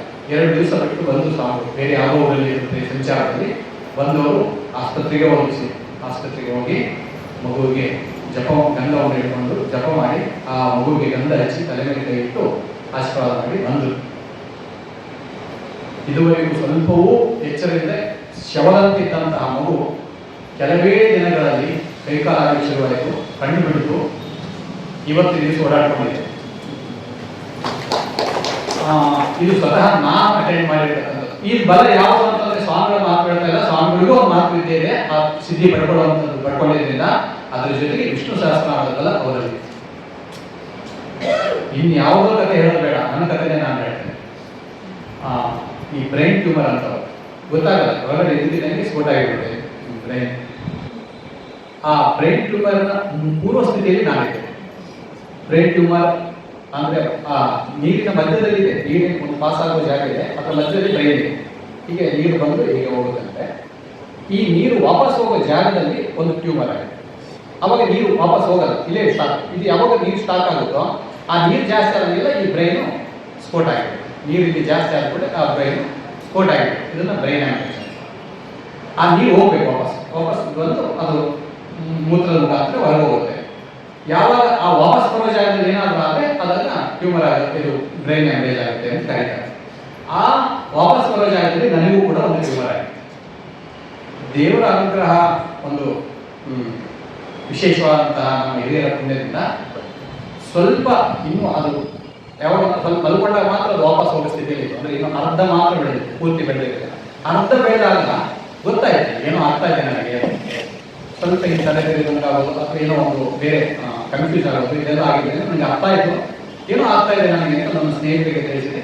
ಕೂಡಲೇ ಅವರು ಕರ್ಕೊಂಡೋಗಿ ಆ ವಿಶೇಷ ನರತಜ್ಞ ನನಗೆ ನಮ್ಮ ವಿದ್ಯಾರ್ಥಿಗಳ ಪರಿಚಯದಲ್ಲಿ ಅವ್ರು ಮಾಡಿಬಿಟ್ಟು ಇಲ್ಲ ಈ ಥರ ಏನೋ ಆಗಿದೆ ಗೊತ್ತಾದ ಕೂಡಲೇ ನನಗೆ ಬೇರೆ ಏನೂ ನೆನಪಾಗಿದೆ. ಹಿಂಗೆ ಗೊತ್ತಾದ ತಕ್ಷಣನೇ ನೆನಪಾಗಿದ್ದೇ ಬೇಜಾರು ಸ್ವಾಮಿಗಳು ನಾನು ಸ್ವಾಮಿಗಳು ನೋಡಬೇಕು ಅಂತಂದೆ. ಗೊತ್ತಾ ಈ ಹೇಳಿದ ಕೂಡಲೇ ಅಂದ್ರೆ 2 ದಿವಸ ಅವ್ರು ಹೇಳಿದ್ರು 2 ದಿವಸದಲ್ಲಿ ಆಪರೇಷನ್ ಆಗಲೇಬೇಕು, ಇಲ್ಲ ಅಂದ್ರೆ ಸ್ಥಿತಿ ಕಮ್ಮಿ ಆಗಿದೆ. 2 ದಿವಸದಲ್ಲಿ ಇವತ್ತು ನಾಳೆ ತೀರ್ಮಾನ ಆಗಬೇಕು, ನಾಳೆ ರಾತ್ರಿ ಅಡ್ಮಿಟ್ ಆಗಬೇಕು, ಅವತ್ತು ರಾತ್ರಿ ಆಪರೇಷನ್ ಆಗಬೇಕು, ಇಲ್ಲ ಅಂತಂದ್ರೆ ಕಷ್ಟ ಅಂತ ಹೇಳಿದ್ರು. ಅಂದ್ರೆ ಬ್ರೈನ್ ಸಂಬಂಧಪಟ್ಟದ್ದು ಬಹಳ ಗಂಭೀರ. ಅದರಿಂದಾಗಿ 2 ದಿವಸದಲ್ಲಿ ನಿರ್ಣಯ ಮಾಡೋದಾಗಿ ಎಷ್ಟು ಖರ್ಚಾಗುತ್ತೆ, ಏನಾಗುತ್ತೆ, ಹೌದೋ ಅಲ್ವೋ, ಎರಡನೇ ಏನೂ ಗೊತ್ತಾಗ್ತಿಲ್ಲ. ಸ್ವಾಮಿಗಳು ನೋಡ್ಬೇಕು ಅಂತ ಹೇಳಿ ಸ್ವಾಮಿಗಳು ಮೈಸೂರಲ್ಲಿ ಒಂದು ವಾರದ ಕಾರ್ಯಕ್ರಮದಲ್ಲಿ ಮೈಸೂರಲ್ಲೇ ಇರ್ತಾರೆ ಅಂತ ಗೊತ್ತಿತ್ತು. ನಾವು ನಿರ್ಣಯ ಮಾಡಲಿಕ್ಕೋಸ್ಕರ 5 ದಿವಸ ರಾತ್ರಿ ಹೋಗಿದ್ವಿ. ಮರು ದಿವಸ ಬೆಳಿಗ್ಗೆ 10 ಗಂಟೆಗೆ ತೀರ್ಮಾನ ಮಾಡಿದ್ವಿ ಸ್ವಾಮಿಗಳನ್ನ ಹೋಗಿ ಕಾಣೋಣ ಅಂತ. ಸ್ವಾಮಿಗಳು ಬರ್ತಾ ಇಲ್ಲ, ಸ್ವಾಮಿಗಳನ್ನ ಮುಖತಃ ಹೋಗಿ ಭೇಟಿ ಆಗಿ ಸ್ವಾಮಿನಂತೂ ನೋಡಿ ಬಂದ್ಬಿಡ್ತೇನೆ, ಮುಂದೆ ಏನು ಗೊತ್ತಿಲ್ಲ ಅಂತ ಹೇಳಿದ್ರು. ಅದು ಕೂಡ ಅದು ಬ್ರೈನ್ ಸಂಬಂಧಪಟ್ಟದ್ರಿಂದ ಏನು ಅಂತ ನಮಗೆ ಗೊತ್ತಿಲ್ಲ ಅಂತ ಹೇಳಿ ಡಾಕ್ಟರ್ ಕೂಡ ಪೂರ್ಣ ಭರವಸೆ ಕೊಡುವಂಥ ಸ್ಥಿತಿಯಲ್ಲಿ ಇರಲಿಲ್ಲ. ಹೋಗಿ ಸ್ವಾಮಿಗಳು ಭೇಟಿಯಾಗೋಣ ಅಂತ ನಮ್ಮ ಸ್ನೇಹಿತರಲ್ಲಿ ಸೇರ್ಕೊಂಡು ಒಂದು ಕಾರ್ ಮಾಡಿಕೊಂಡು ಮೈಸೂರು ಒಳಗೆ ಎಂಟರ್ ಆದರೆ ನಾವು ಇಲ್ಲಿ 2 ಜಾಗ ಇದೆ ನಾವು ಬೇಜಾರು ಮಾಡೋದು ಮೈಸೂರಲ್ಲಿ. ಅದಕ್ಕೆ ಯಾವ ಸ್ಥಳಕ್ಕೆ ಬರಬೇಕು ಅಂತ ನಾವು ಫೋನ್ ಮಾಡಿದ್ವಿ, ಎಲ್ಲಿಗೆ ಬರಬೇಕು ಅಂತ ಹೇಳಿದ್ರೆ ಅವಾಗ ಸ್ವಾಮಿಗಳು ಸೆಕ್ರೆಟರಿ ಹೇಳಿದ್ರು, ನೀವು ಬರೋದು ಬೇಡ, ಸ್ವಾಮಿಗಳೇ ಒಂದು ಕಾರ್ಯನಿಮಿತ್ತವಾಗಿ ಬೆಂಗಳೂರಿಗೆ ಬರ್ತಾ ಇದ್ದಾರೆ 4 ಗಂಟೆಗೆ ಅಂತ ಹೇಳಿ. ಅಂದರೆ ಕಾರ್ಯಕ್ರಮದ ಯೋಜನೆಯೇ ಇರಲಿಲ್ಲ, ಮೈಸೂರಲ್ಲೇ ಇರೋದು 4 ದಿವಸ ಅಂತ ಹೇಳಿ, ಏನೋ ಒಂದೇ ಒಂದು ಕೆಲಸ ಇದೆ ಅದರ ನಿಮಿತ್ತವಾಗಿ ಬೆಂಗಳೂರಿಗೆ ಬರ್ತಿದ್ದಾರೆ, 4 ಗಂಟೆಗೆ ಬೆಂಗಳೂರಲ್ಲಿ ಇರ್ತಾರೆ ಅಂತ ಹೇಳಿ. ಸರಿ, ನನ್ನ ಅದೃಷ್ಟ ಅಂತ ಅಂದ್ಕೊಂಡೆ. ವಾಪಸ್ ನಾವು ಕಾಯ್ತಾ ಇದ್ವಿ. ಸ್ವಾಮಿಗಳು ಬಂದ ತಕ್ಷಣ ಅವ್ರು ಬಂದ ಮುಖ್ಯ ಕಾರ್ಯ ನೋಡಲಿಲ್ಲ, ಸೀದಾ ನನ್ನ ಕರೆದು ಮುಂದುಗಡೆ ಕೂರಿಸ್ಕೊಂಡು ಏನು ಅಂತ ಎಲ್ಲ ಕೇಳಿ, ಆಮೇಲೆ ಎಲ್ಲ ಜಪ ಮಾಡಿ ತಲೆ ಮೇಲೆ ಕೈ ಇಟ್ಬಿಟ್ಟು ಏನೂ ಆಗಲ್ಲ, ಈ ಹೆಂಗಿದೆಯೋ ಹಂಗೆ ವಾಪಸ್ ಬರ್ತದೆ, ಯೋಚನೆ ಮಾಡಬೇಡ, ಹೋಗಿ ಬಾ ಅಂತ ತಲೆ ಮೇಲೆ ಕೈ ಇಟ್ಟರು. ಅವತ್ತೇ ನನಗೊಂದು ಅಲ್ಲೇ ಅವರ ಕೈಯ ಸ್ಪರ್ಶದಿಂದ ಒಂದು ಅದ್ಭುತವಾದಂಥ ರೋಮಾಂಚನ ಆಯಿತು. ಸ್ವತಃ ನನ್ನ ಅನುಭವ ಹೇಳ್ತಾ ಇದ್ದು ರೋಮಾಂಚನ ಆಯಿತು. ಅಲ್ಲೇ ನಾನು ನಡಿ ಶುರು ಮಾಡಿದೆ. ಬಹಳ ಅಂದರೆ ಗೆದ್ದಂತ, ಏನೂ ಆಗಲ್ಲ ನನಗೆ, ನಾನು ಗೆದ್ದಿದ್ದೀನಿ ಅನ್ನುವಂತಹ ಭಾವ ಆಗಲೇ ಹೊರಗಡಾಯಿತು. ನಾನು ವಾಸ್ತವಿಕವಾಗಿ 2 ದಿವಸ ದುಃಖ ಪಟ್ಟಿದ್ರೆ ಹೊರಗೊಂದು ನನ್ನ ಸ್ನೇಹಿತರೆಲ್ಲ ನಾನು ಒಂಥರ ಸಂಭ್ರಮಿಸ್ತಾ ಇದ್ದೆ. ವಾಸ್ತವಿಕವಾಗಿ ಏನು ಮಾಡಿ ಸಂಭ್ರಮಿಸ್ತಾ ಇದೆ, ಅದು ನೋಡಿ ಆಶ್ಚರ್ಯಪಟ್ಟವರೇ ಇದ್ದಾರೆ. ಏನು ಇಲ್ಲ ನನಗೆ ಅಂತ ಒಂದು ಫೀಲ್ ಆಗಿಬಿಟ್ಟಿದೆ ನನಗೆ. ಹೀಗೆ ಆಮೇಲೆ ಆಪರೇಷನ್ ಆಯಿತು. ಕೆಲವೇ ದಿವಸ ಆಸ್ಪತ್ರೆಯಲ್ಲಿದೆ, ವಾಪಸ್ ಕಳಿಸಿದ್ರು. 1 ತಿಂಗಳಲ್ಲಿ ನಾನು ಆರಾಮಾಗಿ ಮತ್ತೆ ಮಾಮೂಲಿನಂತೆ ಕೆಲಸವನ್ನು ಮಾಡಿಕೊಂಡು ಇವತ್ತಿನ ದಿವಸ ನಿಮ್ಮ ಮುಂದೆ ಕೂತಿದ್ದೇನೆ. ಅದಕ್ಕೆ ವಿಷ್ಣು ಸಹಸ್ರನಾಮ ಬಲವೇ ಸಾಕ್ಷಿ. ಅದಕ್ಕೆ ರೋಗಾಕ್ಕೋ ಮುಚ್ಚದೆಯೇ ರೋಗ. ಈ ಸ್ತೋತ್ರವನ್ನ ಭಕ್ತಿಯುಕ್ತನಾಗಿ ಆ ಸಿದ್ಧಿಯನ್ನು ಪಡೆದುಕೊಂಡು, ಅರ್ಥಾನುಸಂಧಾನಪೂರ್ವಕವಾಗಿ ಸಿದ್ಧಿಯನ್ನು ಪಡೆದುಕೊಂಡು ಯಾರಾದ್ರೂ ಜಪ ಮಾಡಿದ್ರೆ ರೋಗಾಕ್ಕೂ ಮುಚ್ಚದೆಯೇ ರೋಗ, ಫಲಶ್ರುತಿಯಲ್ಲಿ ಹೇಳಿರ್ತಕ್ಕಂಥ ರೋಗಗಳಿಂದ ಅವನು ಖಂಡಿತ ಹೊರಗೆ ಬರ್ತಾನೆ ಅನ್ನೋದಕ್ಕೆ ಸಾಕ್ಷಿ ಅನ್ನೋ ರೀತಿಯಲ್ಲಿ ಈ ಕೆಲವು ದೃಷ್ಟಾಂತಗಳನ್ನು ನಾವು ನೋಡಬಹುದಾಗಿದೆ. ಮುಂದಿನ ಪಾದ ಬದ್ಧೋ ಮುಚ್ಚೇತ ಬಂಧನ ಅಂತ ಹೇಳಿದೆ. ಬದ್ಧೋ ಮುಚ್ಚೇತ ಬಂಧನ ಅಂತಂದ್ರೆ ಬಂಧನದಿಂದ ಬಿಡುಗಡೆಗೊಳ್ತಾನೆ ಮನುಷ್ಯ ಭಗವಂತನನ್ನು ಆಶ್ರಯಿಸಿದರೆ, ಈ ವಿಷ್ಣು ಸಹಸ್ರನಾಮವನ್ನು ಮಾಡಿದರೆ, ಭಗವಂತನ ನಾಮಸ್ಮರಣೆಯನ್ನು ಮಾಡಿದರೆ ಅಂತ. ಇದಕ್ಕೆ ದೃಷ್ಟಾಂತವನ್ನಾಗಿ ನಾವು ಗಜೇಂದ್ರ ಮೋಕ್ಷವನ್ನು ನೋಡಬಹುದಾಗಿದೆ. ಮಕರದ ಹಿಡಿತಕ್ಕೆ ಒಳಗಾಗಿರ್ತಕ್ಕಂಥ ಗಜೇಂದ್ರ, ಬಲಿಷ್ಠವಾದ ಗಜೇಂದ್ರ, ಆನೆಯ ಕಾಲನ್ನು ಗಜೇಂದ್ರ ಗಟ್ಟಿಯಾಗಿ ಹಿಡಿದಾಗ ಅದು ಏನು ಮಾಡೋದ್ರಿಂದ ಅವರು ಬೇರೆ ಬೇರೆ ಆನೆಗಳು ಬಂದು ಹೇಳಿದ್ರು ಕೂಡ ಏನು ಮಾಡಿದ್ರು ಅದು ತಪ್ಪಲಿಕ್ಕೆ ಆಗದೇ ಇದ್ದಾಗ ಎಷ್ಟು ದಿವಸ ಆದರೂ ಅಲ್ಲೇ ನಿಂತು ಸಾಕಾಗಿ ಕೊನೆಗೆ ಏನು ಗೊತ್ತಾಗದೇ ಇದ್ದರೆ ಇದ್ದಕ್ಕಿದ್ದಂಗೆ ಅವರಿಗೆ ಯಾವುದೋ ಜನ್ಮದ ಸ್ಮರಣೆಯಿಂದ ನಾರಾಯಣ ಅಖಿಲಗೋ ಭಗವಂತ ನಮಸ್ತೆ ಅಂತ ಅಲ್ಲೇ ಇದ್ದಂತಹ ಒಂದು ಕಮಲವಂತದ್ದು ಭಗವಂತನ ಕಡೆ ಹಿಂಗೆ ಪುಷ್ಪಾರ್ಚನೆಯನ್ನು ಮಾಡಿದಂತೆ ಸಡಿಲಿಂದ ಅರ್ಚನೆಯನ್ನು ಮಾಡಿ ಭಗವಂತನ ನಾಮಸ್ಮರಣೆಯನ್ನು ಮಾಡಿದ್ರಿಂದ ಕೂಡಲೇ ಭಗವಂತ ಓಡಿ ಬಂದು ಚಕ್ರ ಪ್ರಯೋಗವನ್ನು ಮಾಡಿ ಗಜರಾಜನಿಗೆ ಆ ಮೊಸಳೆಯಿಂದ ಮೋಕ್ಷವನ್ನು ಕೊಡಿಸಿ ಅವನನ್ನ ಬದುಕುವಂತೆ ಮಾಡಿದ. ಬಂಧೋ ಮುಖ್ಯದ ಬಂಧನ ಎಂಬತಕ್ಕಂತಹ ಒಂದು ಏನು ಪ್ರಸ್ತುತಿಯನ್ನು ಹೇಳಿದರೆ ಅದಕ್ಕೆ ದೊಡ್ಡ ದೃಷ್ಟಾಂತ ಅಂದ್ರೆ ಗಜೇಂದ್ರ ಮೋಕ್ಷವನ್ನು ನಾವು ಕಂಡುಕೊಳ್ಳೋದು. ಭಯ ಮುಚ್ಚೇತ ಆಪದನ್ನ ಆಪದಹ ಅಂತ. ಆಪತ್ತುಗಳು ಬಂದವ ಸೂಚನೆಗಳಿದ್ರೆ ಆಪತ್ತನ್ನ ಪರಿಹಾರ ಮಾಡತಕ್ಕಂಥವನ್ನು ಭಗವಂತ ಅವನ ನಾಮಸ್ಮರಣೆಯನ್ನು ಮಾಡಿದರೆ ಆಪತ್ತು ಪರಿಹಾರ ಆಗ್ತದೆ. ಅಂದಿಕೆ ನೋಡೋದು ಅಂತಾದ್ರೆ ಪ್ರಹ್ಲಾದರಾಜನನ್ನು ನೋಡಬಹುದಾಗಿದೆ. ಪ್ರಹ್ಲಾದರಾಜರು ದೈತ್ಯ ವಂಶದಲ್ಲಿ ಹುಟ್ಟಿದ್ರು ಕೂಡ ಅನನ್ಯ ಭಕ್ತಿ ಉಳ್ಳವರಾಗಿದ್ದರು ಭಗವಂತನಲ್ಲಿ. ಅದರಿಂದಾಗಿ ಎಲ್ಲ ಕಡೆಯೂ ಭಗವಂತ ವ್ಯಾಪಿಸಿಕೊಂಡಿದ್ದಾನೆ. ಶ್ರವಣಂ ಕೀರ್ತನಂ ವಿಷ್ಣು ಸ್ಮರಣಂ ಪಾದಸೇವನಂ ಅರ್ಚನಂ ವಂದನಂ ದಾಸ್ಯಂ ಸಖ್ಯಂ ಆತ್ಮನಿವೇದನಂ ಎಂಬತಕ್ಕಂತಹ ನವವಿಧ ಭಕ್ತಿಯನ್ನು ಭಗವಂತನಲ್ಲಿ ಮಾಡಬೇಕು. ಅದೇ ಶ್ರೇಷ್ಠವಾಗಿರ್ತಕ್ಕಂಥದ್ದು. ಇದನ್ನು ನಾನು ಕಲಿತು ಬಂದಿದ್ದೇನೆ ಗುರುಕುಲದಿಂದ ಅಂತ ತಂದೆಯ ಮುಂದೆ ತಂದೆ ಏನು ಕಲ್ತಿದೆ ಹೇಳುವಂತ ಹೇಳಿದರೆ ನವವಿಧ ಭಕ್ತಿಯನ್ನು ಮಾಡಬೇಕು ಭಗವಂತನಲ್ಲಿ ಅಂತ ಒಪ್ಪಿಸಿದಾಗ ಕೋಪಗೊಂಡಂತಹ ಆ ಹಿರಣ್ಯಕಶಿಪು ಇಲ್ಲಿ ಎಲ್ಲ ಕಡೆ ಇದ್ದಾನೆ ಅಂತ ಹೇಳ್ತಿಯಲ್ಲ, ಇಲ್ಲಿದ್ದಾನೆ ತೋರಿಸುವಂತ ಕತ್ತಿಯನ್ನು ತೆಗೆದು ಪ್ರಹ್ಲಾದನಿಗೆ ತೊಂದರೆ ಕೊಡಲಿಕ್ಕೆ ಹೊರಟಾಗ ಆಗ ಭಗವಂತ ತಾನು ತನ್ನ ದಿವ್ಯವಾದಂತಹ ರೂಪವನ್ನ ಅತ್ಯದ್ಭುತಂ ರೂಪಮದ್ವಹನ್ ಸ್ತಂಭೆ ಮೃಗಾಯ ನ ಮೃಗಂನ ಮಾನುಷಂ ಎಂಬುದಾಗಿ ಹೇಳಿದಂತೆ, ಸ್ತಂಭೆ ಸಭಾಯ ನ ಮೃಗಂನ ಮಾನುಷಂ ಅಂತ ಹೇಳಿದಂತೆ ಭಗವಂತ ಪ್ರಹ್ಲಾದನ ಮಾತನ್ನು ಸತ್ಯಗೊಳಿಸೋದಕ್ಕೋಸ್ಕರ ತನ್ನ ಭಕ್ತರಿಗೆ ಬಂದ ಆಪತ್ತನ್ನು ಪರಿಹಾರ ಮಾಡಲಿಕ್ಕೋಸ್ಕರ ಕಂಬದಿಂದ ಹೊರಗೆ ಬಂದು ಭಕ್ತನನ್ನ ರಕ್ಷಣೆ ಮಾಡಿದ, ಅವನ ಮಾತನ್ನು ಸತ್ಯಗೊಳಿಸಿದ. ಹೀಗೆ ಭಯದಿಂದ ಆಪತ್ತಿನಿಂದ ಪರಿಹಾರ ಮಾಡಲಿಕ್ಕೆ ಪ್ರಹ್ಲಾದರಾಜನ ಕಥೆಯನ್ನು ಅನುಸಂಧಾನ ಮಾಡಿಕೊಳ್ಳಬಹುದಾಗಿದೆ. ಹೀಗೆ ಫಲಶ್ರುತಿಯಲ್ಲಿ ಇರತಕ್ಕಂತಹ ಶ್ಲೋಕಕ್ಕೆ ಈ ದೃಷ್ಟಾಂತಗಳನ್ನೆಲ್ಲ ನೋಡಬಹುದು. ಅದೇ ರೀತಿಯಾಗಿ ಸರ್ವಪಾಪ ವಿಶುದ್ಧಾತ್ಮ ಯಾತಿ ಬ್ರಹ್ಮ ಸನಾತನಂ ಅಂತ ಹೇಳ್ತಾರೆ ಭೀಷ್ಮಾಚಾರ್ಯರು. ಸರ್ವಪಾಪದಿಂದ ವಿಮುಕ್ತನಾಗ್ತಾನೆ ಈ ನಾಮಸ್ಮರಣೆಗಳನ್ನು ಮಾಡಿದರೆ ಅಂತ. ಅಜಾಮಿಳ ಎಷ್ಟು ಒಳ್ಳೆಯ ಬ್ರಾಹ್ಮಣನಾಗಿದ್ದರೂ ಕೂಡ ಯಾವುದೋ ನದಿ ತೀರಿತವಾಗಿ ನಿನ್ನೆ ಹೇಳಿದಂತೆ ಯಾವುದೋ ಸಂಘ ಆಯಿತು. ಆ ಸಂಘದಿಂದಾಗಿ ಹಾಳಾದ, ಸಂಧ್ಯಾವಂತ ಬಿಟ್ಟ, ಎಲ್ಲ ಬಿಟ್ಟ, ಅನಾಚಾರ ಕೇಳಿದ, ಎಲ್ಲಾ ಪಾಪಗಳನ್ನು ಮಾಡಿದ, ಮಾಡಬಾರ್ದ ಎಲ್ಲಾ ಪಾಪಗಳನ್ನು ಮಾಡಿದ. ಅಂತಹ ಪಾಪಗಳನ್ನು ಮಾಡಿದ್ರು ಕೂಡ ಮಕ್ಕಳಿಗೆ ಒಳ್ಳೆ ಹೆಸರಿಟ್ಟಿದ್ದ. ಕೊನೆಯ ಮಗನಿಗೆ ನಾರಾಯಣ ಅಂತ ಹೆಸರಿಟ್ಟಿದ್ದ. ದುಃಖ ಆದಾಗ ಕೊನೆಯ ಮಗನ ನಾರಾಯಣ ಅಂತ ಕರೆದ. ಕೊನೆಯ ಕಾಲ ಬಂದಿತ್ತು. ಅವನ ಹಿಂದೆ ಮಾಡಿರ್ತಕ್ಕಂಥ ಪುಣ್ಯ ವಿಷಯದಿಂದಾಗಿ ಮಗುವಿನ ನಾಮಸ್ಮರಣೆಯಿಂದ ನಾರಾಯಣ ಅಂತ ಹೆಸರಿಟ್ಟಿದ್ದರಿಂದ ಭಗವಂತನ ಅಂತ್ಯಕಾಲದಲ್ಲಿ ಭಗವಂತನ ನಾಮದ ಸ್ಮರಣೆಯೂ ಕೂಡ ಬಂದುಬಿಡ್ತವನಿಗೆ.